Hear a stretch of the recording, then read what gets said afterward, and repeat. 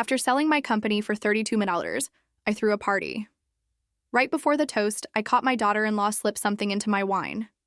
Quietly, I swapped glasses with her father. Minutes later, he began to feel the effects, and the entire room froze in shock at what unfolded.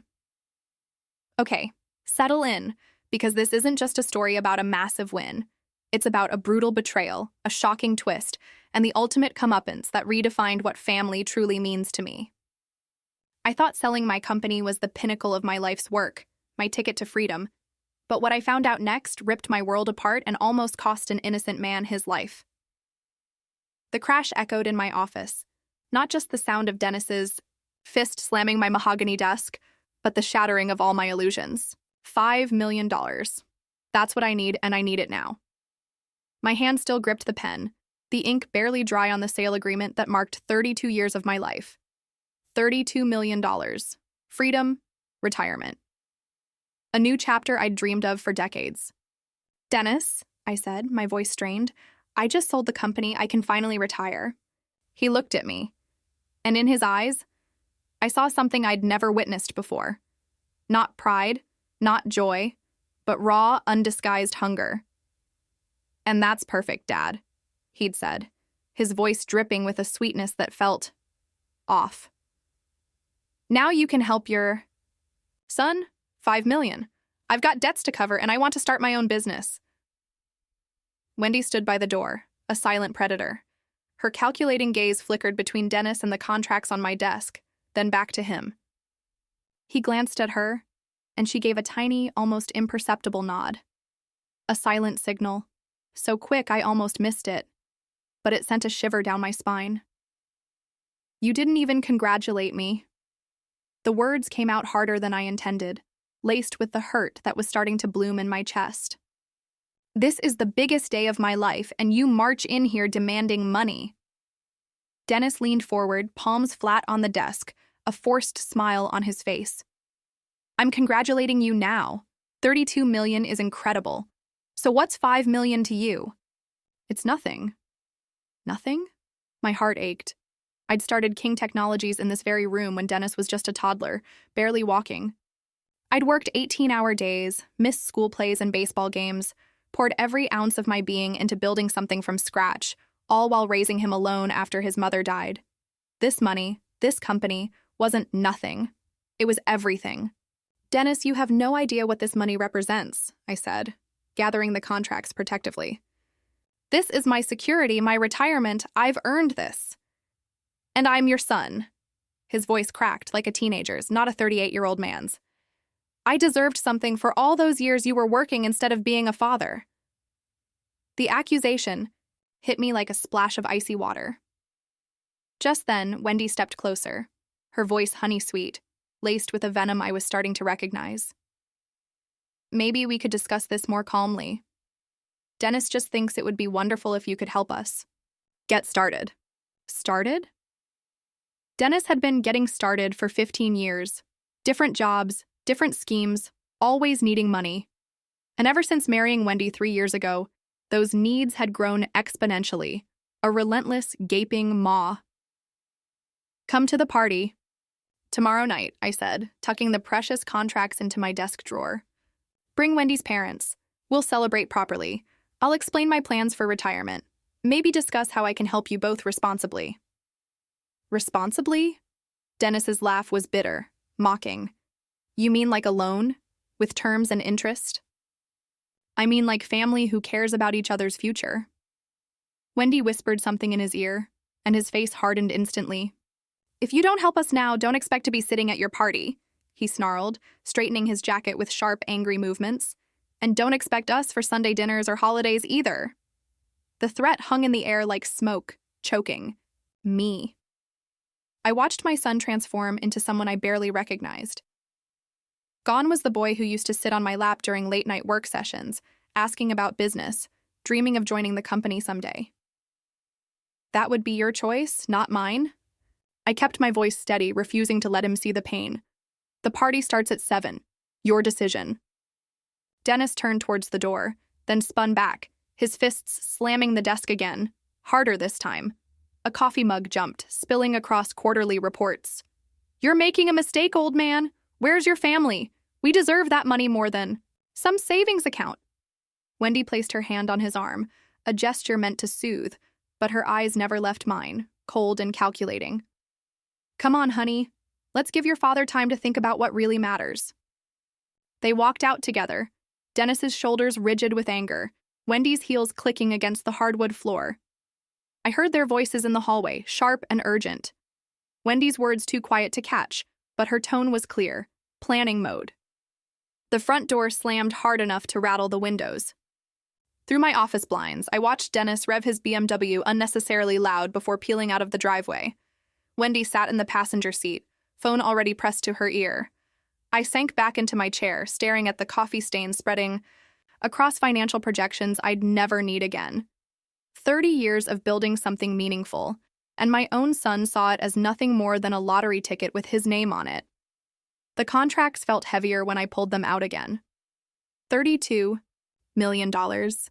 More money than I'd ever dreamed of as a young father working in this cramped home office, Dennis sleeping upstairs in his racing car bed. Where had I gone wrong? When had my son learned to see family as leverage instead of love? The coffee stain had soaked through 3 layers of reports by the time I stopped staring at it.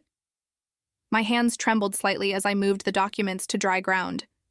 Outside, evening shadows stretched across the lawn where Dennis used to play catch with his grandfather. When did he become so entitled, so calculating? I remembered Dennis at 8 years old, proudly carrying my briefcase from the car to the office. Dad, when I grow up, I want to help you run the company. His gap-toothed smile had made every 18-hour day worth it. That boy would have cheered about the sale, would have asked thoughtful questions about my retirement plans, would have hugged me before anything else. The phone rang, jolting me. Jim Patterson, my oldest friend and business rival for 30 years. Lester, I heard the news through the grapevine. 32 million. You magnificent devil. Jim's genuine laughter filled the office, a welcome balm to my wounded spirit. I suppose you're having a celebration tomorrow night at 7? Can you and Martha make it? I asked, a sense of quiet hope rising. Wouldn't miss it for the world. This calls for champagne. Real champagne. After hanging up, I felt slightly steadier. Real friends understood the significance of this moment. They'd watched me build King Technologies from nothing, survived the lean years, celebrated every milestone. The catering company answered on the second ring. Elegant Events. This is Susan. This is Lester King. I need everything perfect for tomorrow night's party. 50 guests, cocktails, and dinner. Money is no object. Wonderful, Mr. King. We've handled several of your corporate events. Should we prepare for any dietary restrictions? Just make sure there's plenty of everything. This is the most important celebration of my life. After confirming details, I called my attorney's office. The sale would take 30 days to finalize completely, but the contracts were ironclad. By Halloween, I'd be officially retired and wealthier than I'd ever imagined. The house felt different without Dennis's angry energy poisoning the air. Quieter. More like the home I'd loved for 25 years. I walked to the kitchen and opened a bottle of wine. Nothing fancy, just something to mark the moment properly. My phone buzzed. Dennis. I let it ring. 2 more calls followed in quick succession, then a text. Dad, we need to talk. This is important. Important to whom? Everything had always been important to Dennis when money was involved. His credit, card bills, his car payments, his investment schemes that never panned out. But my achievements, my dreams, those had never seemed urgent enough for his attention. The wine tasted better than expensive champagne. I'd earned every sip through decades of careful decisions and calculated risks. Dennis wanted to waltz in and claim a windfall he'd played no part in creating. Another text arrived. Wendy's parents want to meet you before the party. Can we come by around 6 out tomorrow? I stared at the message for a long time. Homer and Mae Thompson, a retired teacher and homemaker from Wisconsin. I'd met them twice, both times briefly. Pleasant people, if a bit overwhelmed by their daughter's ambitions. Did they know about Dennis's demand? Were they part of whatever strategy Wendy was orchestrating? My reflection stared back from the kitchen window, looking older than I felt. 65 years old, finally successful enough to enjoy life, and my only child saw me as an ATM machine. The wine bottle was half empty when I made my decision. Tomorrow's party would happen exactly as planned. Friends who genuinely cared about my success would celebrate with me. If Dennis chose to stay away, that would reveal everything I needed to know about his priorities. I turned off the kitchen lights and headed upstairs. In my bedroom, I pulled out the guest list I'd been working on all week. 28 confirmed attendees so far. People who'd supported King Technologies through good times and bad. People who understood what 30 years of dedication actually meant. Dennis's name wasn't on that list. I hadn't added it because I'd assumed family would come automatically. Maybe it was time to stop assuming anything about my son. The family photo felt heavier than it should have when I lifted it from the mantel. Dennis at age 10, gap-toothed grin stretching from ear to ear, standing beside me at the King Technologies ribbon-cutting ceremony for our first real office building. His small hand gripped my larger one with absolute trust, a quiet worship shining in his eyes. I settled into my leather armchair, studying that innocent face. When had admiration curdled into entitlement? When had Wendy, not entirely fair perhaps? Dennis had shown signs of restlessness before meeting her, the job hopping, the get-rich-quick schemes, the gradual distancing from family traditions. But Wendy had crystallized those tendencies into sharp-edged ambition. I remembered their wedding 3 years ago. Dennis had been nervous but genuinely happy. Wendy, stunning in white silk, had seemed perfect for him. Smart, articulate, ambitious. During the reception, she'd approached me with a champagne flute and a calculating smile. "I hope you know how lucky you are to have Dennis," she'd said. "He's going to accomplish amazing things with the right support." The right support. Code for money, I realize now. Within 6 months of marriage, Dennis's financial requests had doubled. Better apartment, newer car, investment opportunities that always seemed to require immediate cash infusions. Wendy's influence wrapped around him like expensive perfume. Intoxicating and impossible to ignore. My phone buzzed again. This time I answered without checking the caller ID. "Dad." Dennis's voice carried none of today's aggressive edge. "Look, maybe we got off on the wrong foot earlier. Maybe I was excited about your success. Sometimes I express things poorly." A pause. "Wendy thinks we should all sit down tomorrow before the party. Her parents are driving in specifically to meet you properly." Wendy thinks, not Dennis thinks.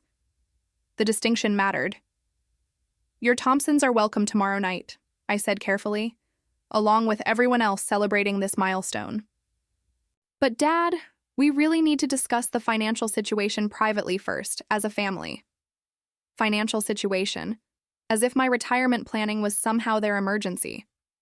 "Dennis, I'm not discussing money with you again until you demonstrate some basic respect for what I've accomplished." The words came out sharper than intended, but I didn't soften them. "Congratulations would be a good start." "I did congratulate you." "No, you demanded payment. Very different things." Silence stretched between us. Finally, Dennis sighed.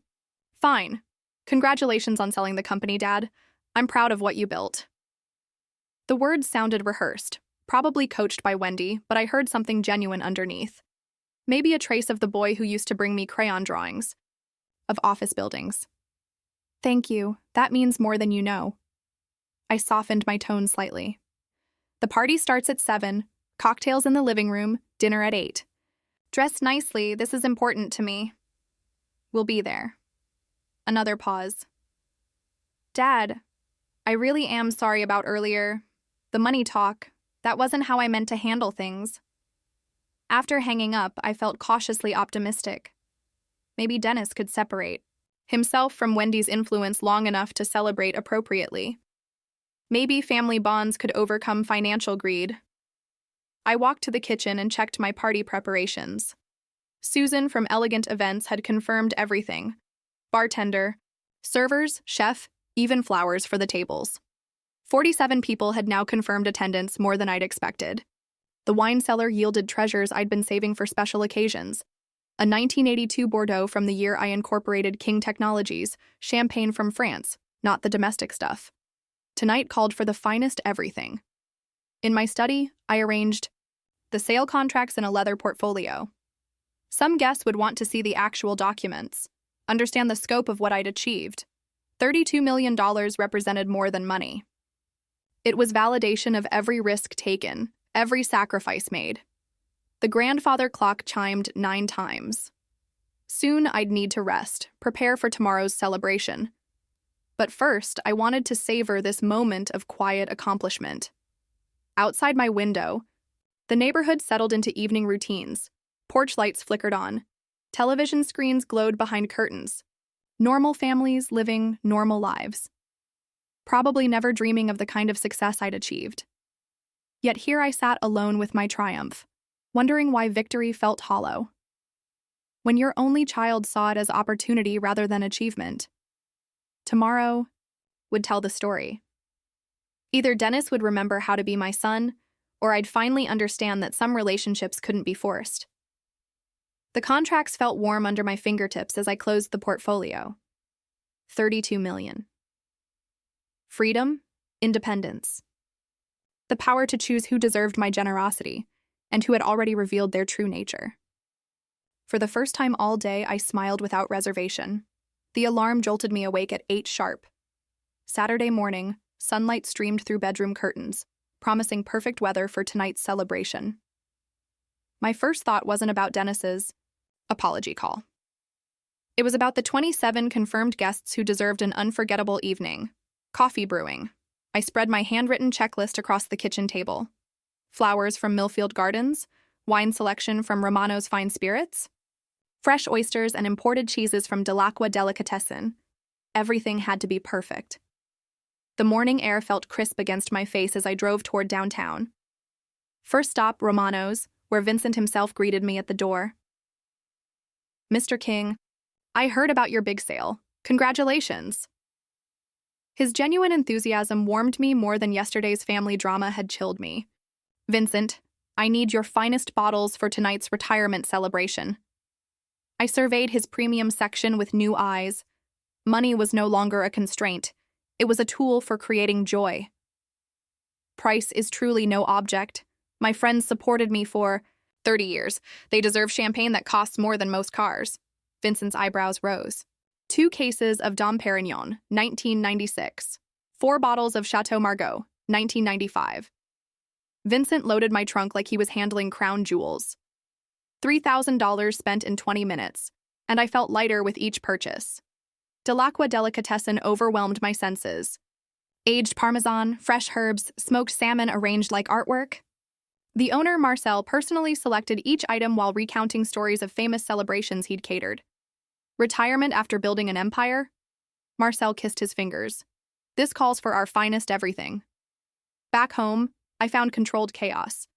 Susan's catering team had transformed my terrace into something from a magazine spread. White linens draped tables that sparkled with crystal glasses. Soft lighting wound through garden trellises. The sound system played jazz at conversation. Volume. "Mr. King, we need your approval on the appetizer arrangement." Sarah, Susan's assistant, gestured toward artistic displays of food that looked too beautiful to eat. I tasted everything. Crab cakes with subtle spice, chocolate dipped, strawberries that burst with sweetness. Each bite represented years of sacrifice, finally paying dividends of pure pleasure. Perfect. Absolutely perfect. My hands stayed busy arranging personal touches Susan's team couldn't provide. Family photos strategically placed where guests could see my journey from young father to successful entrepreneur. The signed contracts displayed in my study for anyone curious about actual deal terms. Afternoon flew past in a productive blur. Sound system tested? Check. Lighting adjusted for golden hour ambiance? Check. Bathrooms stocked with premium soap and towels? Check. Every detail mattered because tonight proved that success meant more than money in the bank. At 4 hours, I stood on my terrace surveying the transformation. Elegant tables waited for animated conversations. The bar gleamed with premium spirits. Soft music drifted through speakers hidden among flowers. This was what $32 million could buy.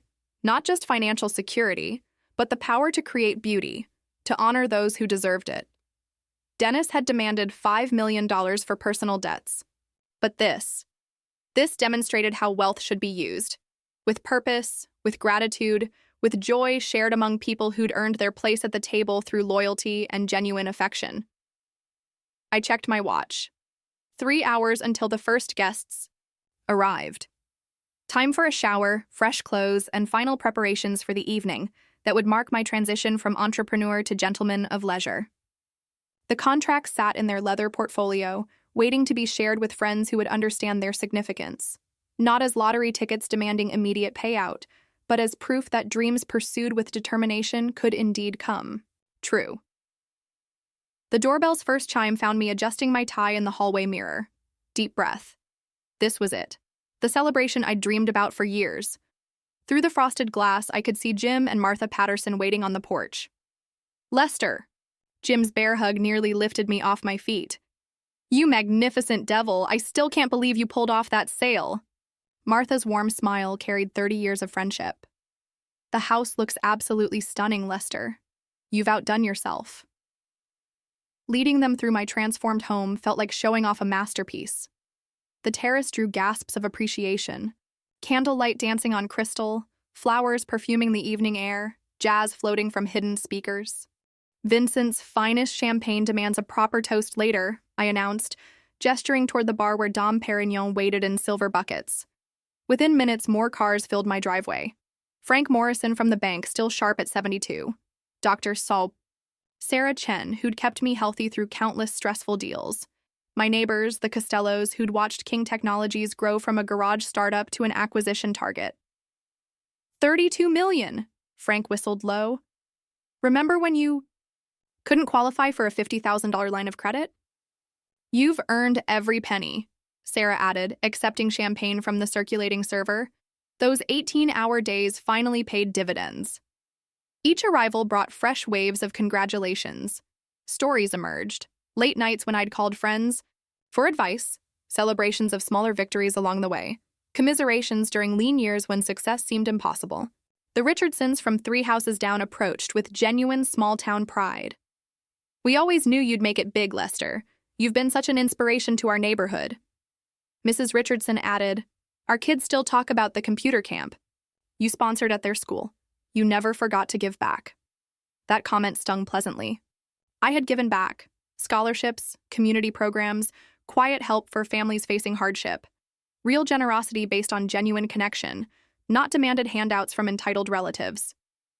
By 6:30, 28 guests circulated between terrace and garden. Conversations flowed like fine wine. Retirement plans, travel dreams, investment strategies. These people understood that wealth carried responsibility along with privilege. "The sale timing was brilliant," observed Mike Torres, my former lawyer. "Market conditions couldn't have been more favorable."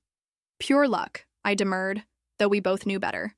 30 years of careful positioning, strategic partnerships, and calculated risks had created the opportunity luck could favor. Catering staff moved seamlessly through the crowd, ensuring glasses stayed full and appetizer plates constantly replenished. Every detail clicked into place exactly as planned. This was how success should be celebrated, with gratitude, dignity, and people who'd supported the journey. Standing near the garden fountain, watching animated faces glow in candlelight, I felt complete satisfaction. Real friends appreciated effort over entitlement. They celebrated achievement instead of demanding shares. They understood that respect was earned through character, not inherited through DNA. Martha Patterson approached with knowing eyes. "You look happier than I've seen you in years, Lester." "Retirement suits me already," I replied, raising my glass toward the gathering, surrounded by people who mattered most. The evening's magic was building toward my planned toast, a moment to acknowledge everyone who'd contributed to this success. But first, I wanted to savor this perfect scene. Elegant setting, meaningful conversations, genuine affection filling, the air like expensive perfume. Then headlights swept across my driveway. A familiar BMW pulled into the last parking space. My hand tightened around the champagne flute as Dennis emerged from the driver's side, followed by Wendy in an elegant black dress. From the backseat came 2 older figures, her parents dressed respectfully for what they believed was a family celebration. "Excuse me," I murmured to Martha, setting down my glass with careful control. Walking toward my front door, I caught fragments of party conversation floating behind me. Warm laughter, clinking glasses, the comfortable sounds of genuine celebration. Dennis stood on my porch with practiced humility, Wendy beside him, holding a small wrapped box. "Dad." Dennis's voice carried none of yesterday's aggressive demand. "I owe you a massive apology for yesterday's behavior." Homer Thompson stepped forward, silver-haired and dignified in his best suit. "Lester, congratulations on your well-deserved retirement. Dennis told us about this wonderful celebration. We're so grateful you included us."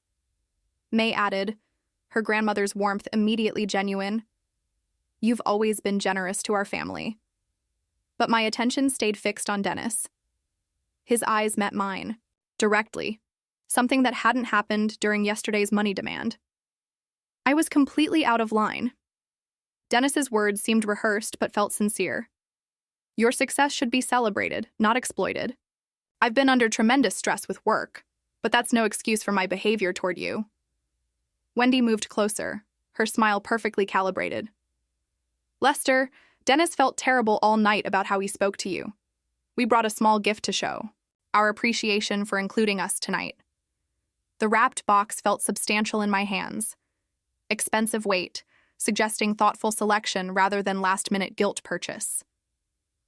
"You built something incredible over 30 years, Dennis continued. "I'm proud to be your son, and I should have said that first yesterday instead of—" He gestured helplessly. "Instead of what I did say." Standing there in my doorway, surrounded by the sounds of friends celebrating my achievement, I felt the sharp edges of yesterday's hurt beginning to soften. Maybe Dennis could separate himself from whatever pressure had driven his desperate demand. Maybe family relationships could survive financial stress. "Thank you for coming." I stepped aside, gesturing them into my transformed home. "The party's just getting started." Homer whistled appreciatively at the elegant setup. "Dennis wasn't exaggerating about your beautiful home. This is magnificent." Leading them toward the terrace, I felt cautious optimism replacing yesterday's disappointment. Perhaps Dennis had spent the night reflecting on his behavior. Perhaps Wendy had counseled patience over immediate gratification. Perhaps tonight could bridge the gap yesterday had torn open. "Lester, your decorations are absolutely stunning." Wendy's compliments seemed genuine as she surveyed candlelight tables and flower arrangements. "What an amazing way to celebrate your achievement." My friends welcomed the family arrivals with typical warmth. Jim Patterson shook hands enthusiastically with Homer, immediately diving into conversation about teaching careers. Martha engaged May in animated discussion about gardening techniques. "Everyone, I'd like you to meet my son Dennis and his wife, Wendy, plus Wendy's parents, Homer and May Thompson." The introduction felt natural, healing some invisible wound from yesterday's confrontation.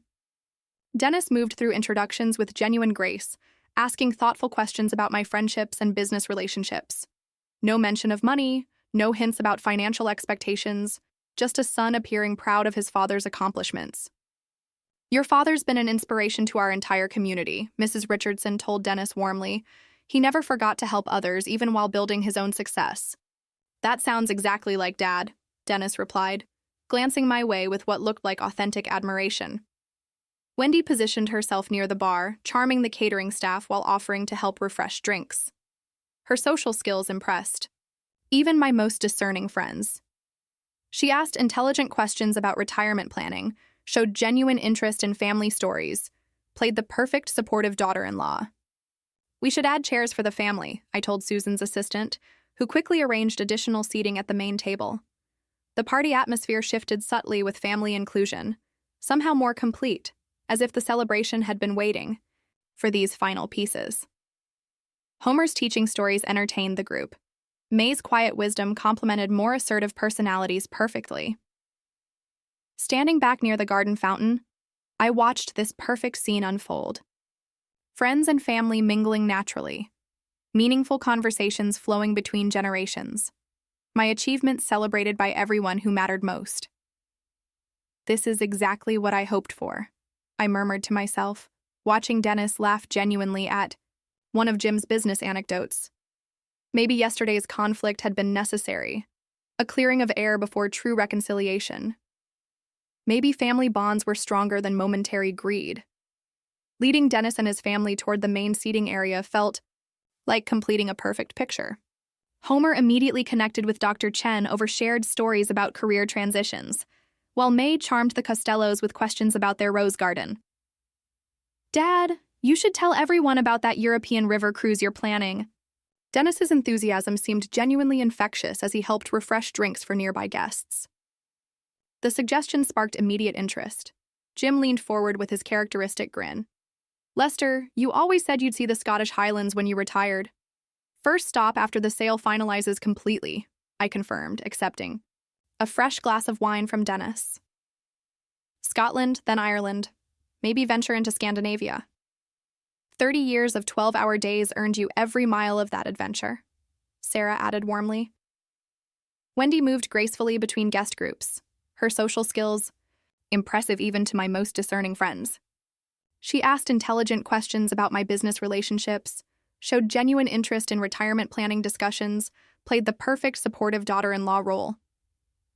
"Sarah, Lester has told us so much about your friendship over the years," Wendy said, settling beside the doctor. "Dennis and I feel so grateful to be part of this celebration tonight." "Family celebrations are the best kind," Sarah replied. "This is exactly how success should be honored, with people who matter most." Dennis caught my eye across the terrace and raised his glass slightly, a son's salute to his father's achievement. The gesture erased lingering shadows from yesterday's confrontation. Whatever stress had driven his desperate money demand seemed resolved through tonight's genuine reconciliation. "I can't believe I almost missed celebrating this incredible accomplishment," Dennis told Jim during a conversation about business strategy. "My father built this company from absolutely nothing. Pure determination and vision." The pride in his voice sounded authentic, not the calculated flattery from yesterday, but real admiration for what I'd achieved. Maybe Wendy had helped him gain perspective on family priorities versus financial pressure. Homer raised his wine glass toward me.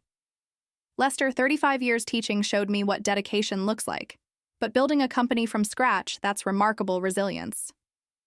"The hardest part was believing it would work when everyone said technology consulting was too competitive," I reflected. "Persistence pays dividends, but it takes decades to see results." May nodded thoughtfully. "Wendy always said you were an inspiration, working so hard while raising Dennis alone after your wife passed."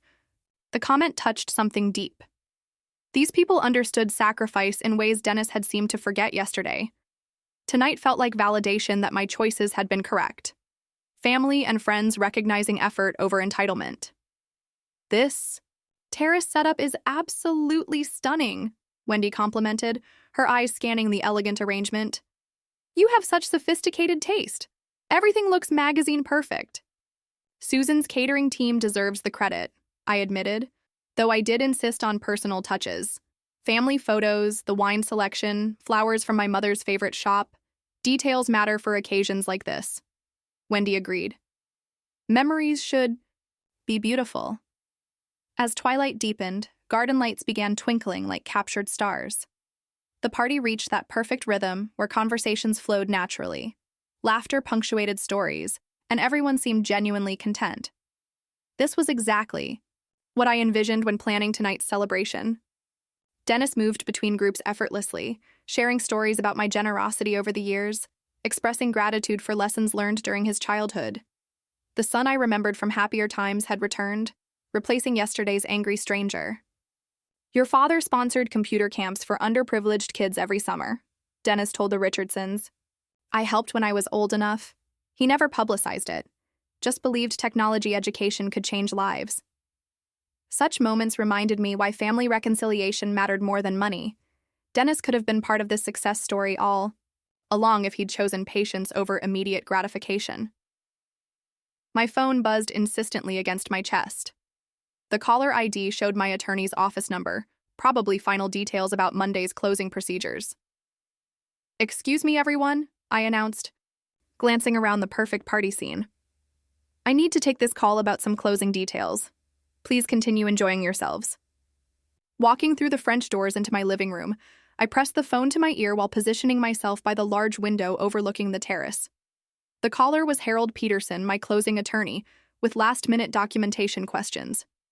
"Lester, sorry to interrupt your celebration, but the buyer's bank needs confirmation on the wire transfer timing."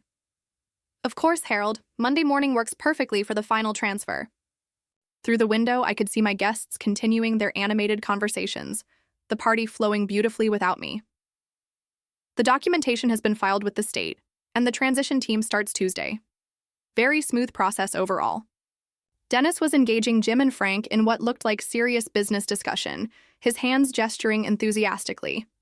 Even from this distance, I could see the respect on their faces as he spoke about the company's future. "I appreciate you handling these final details personally, Harold. This sale means everything to my retirement plans." Wendy moved casually toward the drink refreshment area, appearing to help maintain the hosting duties I'd temporarily abandoned. Such thoughtfulness. She was proving herself the ideal daughter-in-law I'd hoped Dennis would find. "The buyer is impressed with your operational documentation. They're confident about the transition." Something caught my peripheral vision. Wendy had paused beside the drink table, her back to most of the guests, her hand moving to her pocket, retrieving something small. "That's excellent news, Harold. My words died as I watched Wendy's movements more closely. She palmed something tiny, a small packet or envelope, while glancing around to ensure no one was watching her. Then, with practiced smoothness, she moved her hand over my wine glass. My breath stopped. A fine powder fell from the packet into my drink. Quick, deliberate, unmistakable. "Lester, are you still there?" "Yes, I'm here." My voice sounded distant even to myself. Wendy was stirring my wine glass with a cocktail stirrer, dispersing whatever she'd added. "Should we schedule a final call? Before the wire transfer Monday?" Wendy pocketed the empty packet and stirrer, then moved away from the table with the same casual grace she'd approached. No one else had noticed. The guests remained absorbed in their conversations, completely unaware that someone had just poisoned my drink. "Harold, I'm sorry, but something urgent has come up here." My hand trembled slightly, holding the phone. "Can we finalize everything first thing Monday morning?" "Of course, enjoy your celebration, Lester. You've earned it." Through the window, I watched Wendy rejoin the main conversation group, her smile bright and natural. She positioned herself where she could observe the drink table while appearing, engaged with other guests. My mind raced through the implications, the reconciliation, the apologies, the perfect daughter-in-law performance, all calculated manipulation leading to this moment. They weren't here to celebrate my success. They were here to ensure I didn't live to enjoy it. Dennis seemed genuinely unaware, still engaged in animated conversation with Jim. His reformation appeared authentic, which meant Wendy was operating without his knowledge. She'd used his legitimate guilt over yesterday's confrontation as cover for her own deadly plan. The wine glass sat innocently on the table, indistinguishable from any other drink at the party. But I knew what it contained now. One sip would be enough. Whatever poison she'd used was likely fast-acting and designed to mimic a heart attack or stroke, a wealthy 65-year-old man celebrating with alcohol. Who would question a sudden medical emergency? But she'd made one critical mistake. She hadn't realized I was watching. Taking a deep breath, I straightened my shoulders and prepared to return to the party. The game had changed completely, but I held the advantage now. Wendy thought she was executing a perfect murder. Instead, she just revealed herself as the enemy I needed to defeat. Time to turn the tables on my would-be killer. Stepping back onto the terrace, I maintained the same warm smile I'd worn all evening, though my heart hammered against my ribs. Wendy glanced up as I rejoined the group, her eyes immediately tracking toward the drink table where my poisoned wine waited. "Everything settled with the closing details?" she asked with perfect innocence. "Just some final paperwork formalities," I replied, moving naturally toward my usual position. "Nothing that can't wait until Monday morning." The poison was invisible, odorless, probably tasteless. Professional grade, meant to simulate natural causes, But Wendy had underestimated her target. I'd survived 30 years in competitive business by staying 3 moves ahead of people trying to destroy me. Lester, shouldn't we have a proper toast to your retirement? Wendy's suggestion carried subtle urgency. Everyone's been waiting to officially celebrate your success. Jim nodded enthusiastically. Absolutely. This moment deserves champagne and speeches. This seems like the perfect moment with family and friends together, Wendy continued, building momentum. Your wine glass is right there, ready for the toast.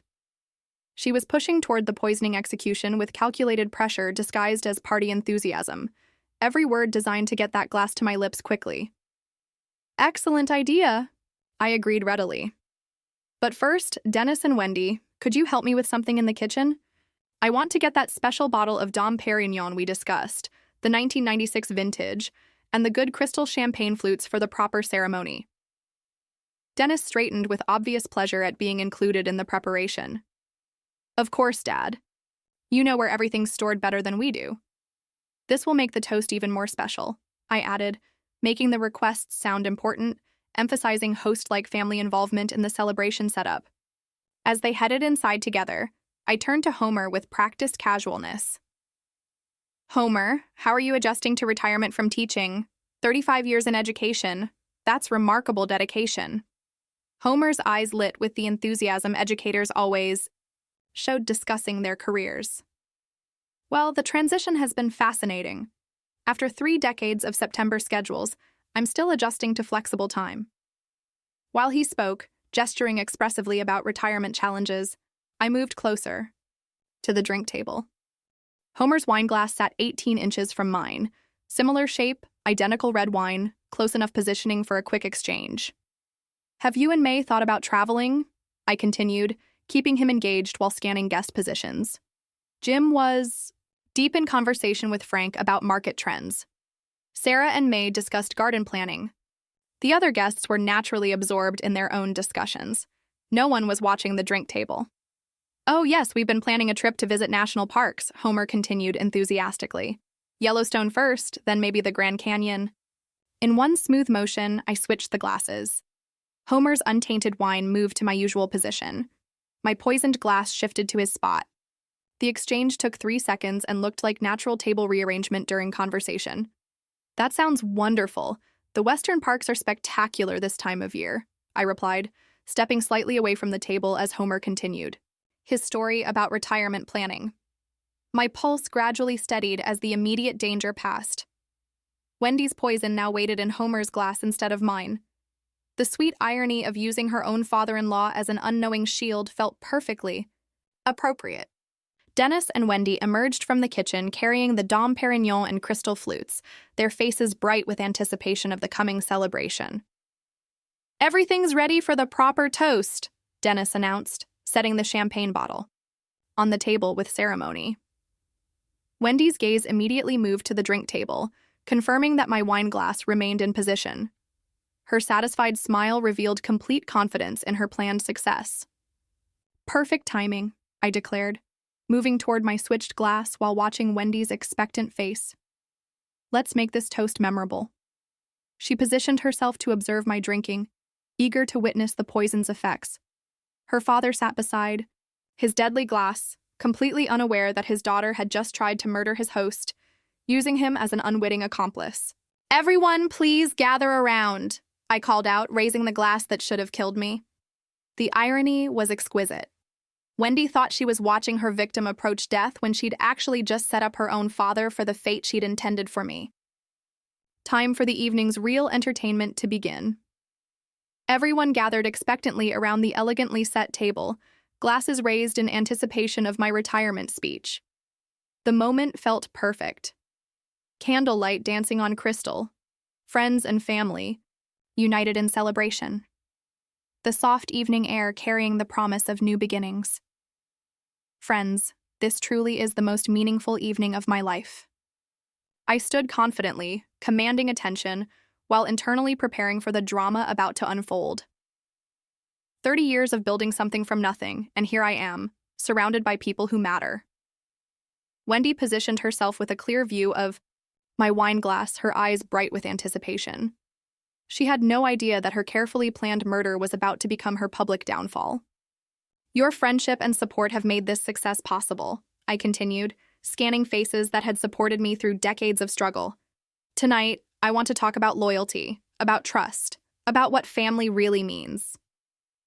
The shift in my tone caught some attention. Jim raised an eyebrow, sensing something different in my usual speech pattern.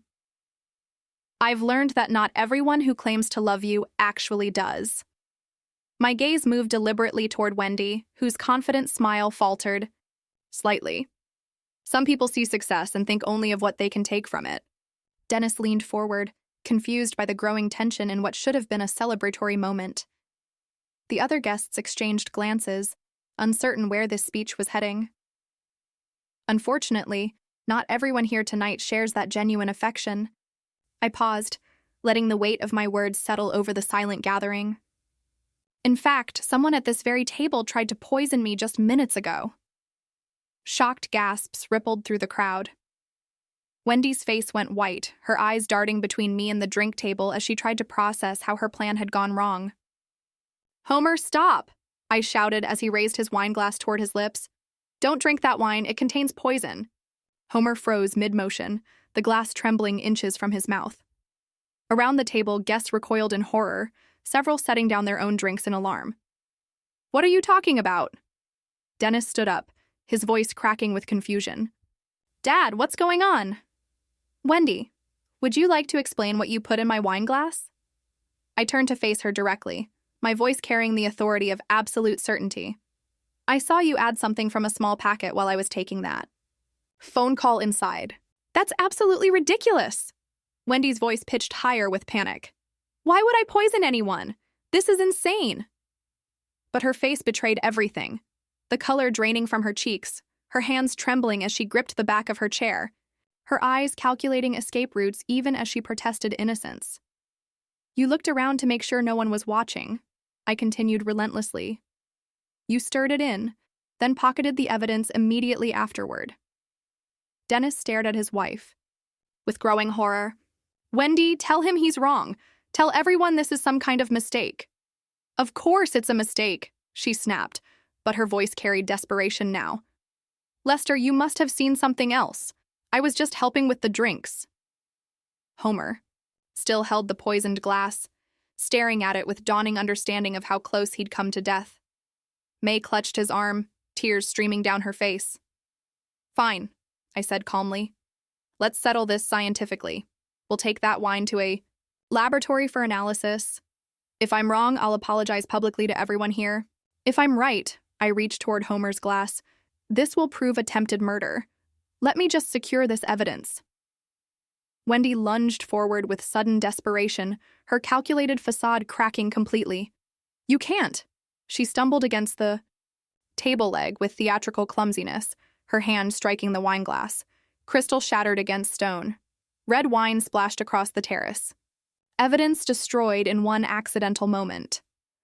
"Oh no!" Wendy gasped, her performance utterly unconvincing. "I'm so clumsy. I'm so sorry." The silence that followed was deafening. Even Dennis stared at his wife with undisguised suspicion. "How convenient," I said quietly, and everyone understood exactly what they'd witnessed. The shattered glass caught candlelight like scattered diamonds on the stone terrace. Wendy knelt beside the mess, making a show of trying to clean up while avoiding everyone's accusatory stares. "That was no accident, Wendy." I stood over her, my voice carrying the weight of absolute judgment. "You destroyed the evidence because you knew exactly what that laboratory analysis would reveal. I don't have to listen to these wild accusations." She shot to her feet, her composure finally cracking completely. Mascara streaked down her cheeks as panic replaced calculation. "This is ridiculous." Dennis stepped between us, but his voice lacked conviction. "Dad, maybe there's some explanation." The explanation is simple. I kept my eyes fixed on Wendy's guilty face. "Your wife came here tonight to murder me for my money. She used your genuine reconciliation as cover for attempted homicide." "That's a lie!" Wendy's voice rose to near hysteria. "Dennis, are you going to let him talk about me this way?" but Dennis was staring at his wife with dawning recognition. The money demanded yesterday. You pushed me to ask for $5 million. You said we deserved it immediately. You needed help with your debts, Wendy snapped, then caught herself, revealing too much. What debts? Homer asked quietly, his voice heavy with disappointment. Wendy, what have you done? Jim stepped forward, his lawyer instincts engaged. Lester, what exactly did you witness? I saw her add powder from a small packet into my wine glass while I was on the phone inside. She stirred it in, looked around to ensure no one noticed, then pocketed the evidence. I gestured toward the broken glass. When I offered laboratory testing, she immediately destroyed the proof. Sarah nodded grimly. The timing of that accident was remarkably convenient. Wendy's eyes darted between the faces surrounding her. Guests who moments before had welcomed her warmly, now looking at her with disgust and suspicion. Even Dennis was stepping back, creating physical distance as emotional distance grew. We don't have to stay here and be insulted. She grabbed her purse from a nearby chair, her movements sharp with desperation. Dennis, we're leaving now. Wendy, wait. Dennis looked torn between wife and father, but the evidence was overwhelming. Maybe we should explain. There's nothing to explain because I didn't do anything wrong. But her voice carried the shrill edge of trapped guilt. Come on, we're going home! She stalked toward the house, her high heels clicking angrily against stone. Dennis followed reluctantly, glancing back with an expression of confused shame. Dad, I don't know what to say. The truth would be a good start, I replied, but not unkindly. When you're ready to hear it? Homer and May remained frozen by the drink table, their faces etched with heartbreak and humiliation. Around us, party guests murmured among themselves, processing the dramatic revelation that had shattered what should have been a perfect celebration. Car doors slammed in the driveway with finality. An engine roared to life, revved unnecessarily, loud in an expression of frustrated rage. Tires squealed against asphalt as Dennis's BMW disappeared into the night, carrying away the criminals who had tried to destroy my retirement before it began. But Homer and May stayed behind, their shoulders bowed with shame, facing the wreckage of what they believed was their daughter's happy marriage to a successful man. The broken glass crunched under my feet as I moved to comfort them. Because unlike their daughter, these were good people, caught in circumstances beyond their control. I'm so sorry, Homer whispered, his voice breaking. We had no idea she was capable of something like this. Justice had been served, but now came the harder task of healing. The wounds that betrayal always leaves behind. Silence stretched across the terrace like a heavy blanket, broken only by the distant sound of Wendy's car disappearing into the night. Broken glass sparkled among scattered drops of poisoned wine, evidence of the betrayal that had nearly destroyed everything. Homer stood motionless, still processing how close he'd come to death at his own daughter's hands. May dabbed her eyes with a tissue, her quiet sobs carrying decades of parental heartbreak. We are so deeply sorry, Lester. Homer's voice trembled with shame and gratitude. You saved my life tonight. We failed as parents somehow. This is our responsibility. Homer, May, look at me. I moved closer, placing a gentle hand on the older man's shoulder. This is not your fault. You are good, decent people. Wendy made her own choices. You didn't raise her to be a criminal, but we must have missed something, May whispered. Some sign that she could do such a terrible thing. Evil sometimes wears a perfect mask, Sarah said softly, joining our small circle. None of us suspected her true nature until tonight. Jim approached with a small brush and dustpan, already helping clean up the shattered evidence. Lester, your quick thinking saved Homer's life. How did you figure out what was happening? Pure chance, I admitted. I was by the window taking a business call when I saw her add something to my wine. At first, I couldn't believe what I was seeing. You handled that situation with incredible grace, Frank Morrison added, his banker's instincts appreciating. Strategic thinking under pressure. Most people would have panicked or confronted her immediately. Other guests gradually joined our conversation, their initial shock transforming into admiration for how I'd protected an innocent man while exposing a murderer. The catering staff quietly replaced broken items and brought fresh glasses, helping restore order to chaos. I keep thinking about how she encouraged that toast, Martha Patterson observed with a shudder. She was eager to watch you drink poison. But she underestimated Lester's intelligence, Dr. Chen replied. And now Homer and May are safe. That's what matters most. Homer raised his new glass toward me, his hand steadier now. To a man who proved that good can triumph over evil, even within families.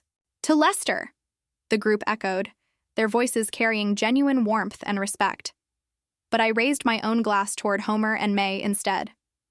To people who show grace under impossible circumstances. Homer and May, you are welcome in my life always. Tonight taught me the difference between family you're born with and family you choose. May's tears shifted from sadness to gratitude. We don't deserve your kindness after what our daughter tried to do. Your daughter's choices reflect her character, not yours, I replied firmly. You stayed when she ran. You faced truth when she chose lies. That tells me everything I need to know about your hearts. As the evening progressed, conversations gradually returned to celebration. The attempted murder became a story of justice served, friendship proven, and wisdom rewarded. Homer shared memories of my generosity over the years, painting a picture of consistent character that made Wendy's betrayal even more shocking by contrast. You sponsored those computer camps every summer, Homer told the other guests. Never wanted credit. Just believed technology education could change lives. That's the Lester we know, Jim confirmed. Success never changed his values. By 10 years, the last guests were departing with promises to stay connected during my retirement. Homer and May insisted on helping with final cleanup, their way of contributing, something positive after their daughter's destructive act. Standing on my terrace as they finished clearing tables, I surveyed the scene of my triumph. Justice had been served without legal complications. An innocent man had been protected. Toxic relationships had been severed cleanly. Most importantly, my retirement was beginning with absolute clarity about which relationships deserved my time and which people had earned their place in my chosen family. The contracts for my $32 million sale sat safely in my study, waiting to fund adventures, with people who valued me for reasons beyond money. Tomorrow would bring new possibilities, free from manipulation and false loyalty. Tonight had proven that wisdom, patience, and quick thinking could defeat even the most calculated evil. And sometimes the best revenge was simply letting criminals expose themselves to everyone who mattered.